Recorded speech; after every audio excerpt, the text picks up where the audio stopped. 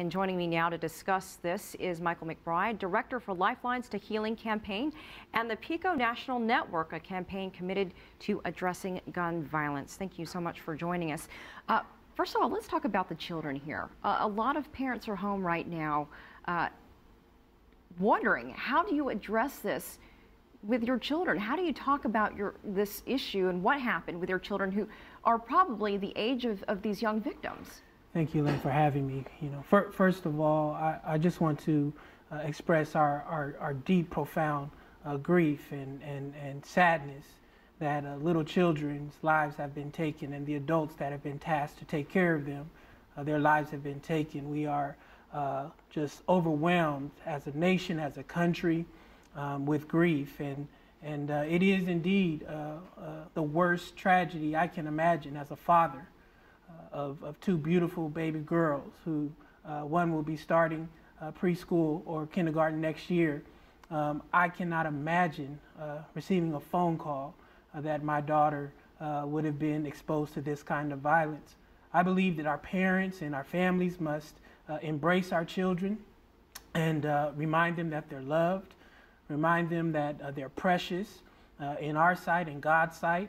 And we as adults, we must do everything in our power to make sure this never happens again. We do have some tips here on the screen for our viewers out there, tips for talking to children about the shootings. You should talk about it. I mean, you should definitely address what happened and be honest with them. Absolutely. In my hometown of Oakland, California, I personally had to provide grief counseling and bury children due to gun violence. And the trauma lasts for quite some time. Young people are being shaped by these very violent acts. So as a pastor, my first recommendation, certainly to all of us, is we need to be praying and turning to our God to give us the wisdom and the compassion and the courage to face these senseless and violent acts with the compassion and with the healing that is offered to us. And I also believe that we should seek out professional help. We should take advantage of counseling services and mental health services. We should not attempt to handle these things on our own. People have been trained professionally to help us walk through these very difficult issues. And I am a firm believer as well that we heal in community. So we should seek out one another, people of goodwill, people who love us and who have our best interests in mind. And we should gather together and believe that our gathering in the same space, healing one another, is a first step that we can do.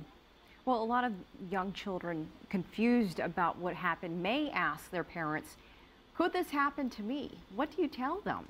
Well, I think that we remind our children that we live in a world that is filled with a lot of hurting people. But we are supposed to be people who are committed to healing and committed to peacemaking. And we must remind and instill in our children not fear, but love.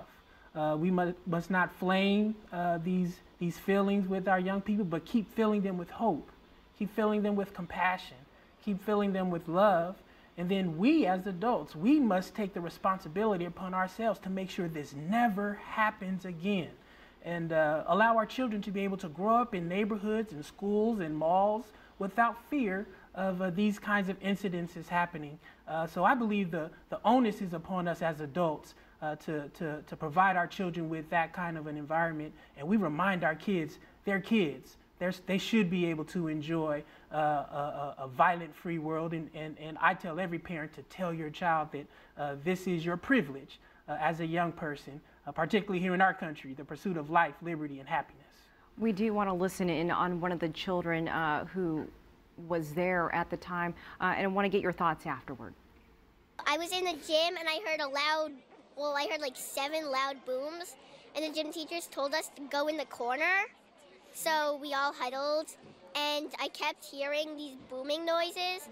When we were gone doing morning meeting, we heard like shots, and everybody went on the ground, and Miss Martin just closed the door, and we went to the corner.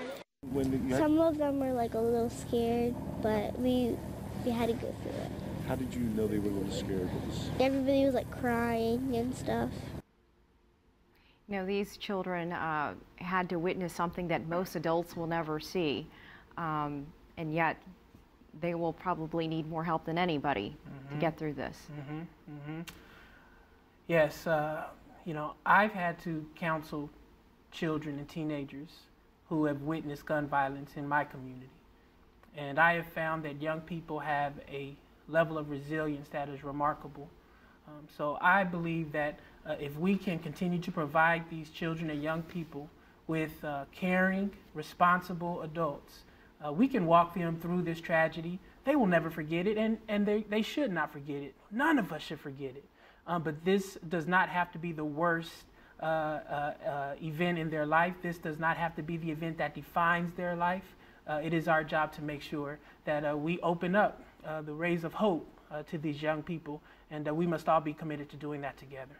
Okay, Michael McBride, thank you so much for joining us and with your insight and your perspective on this topic.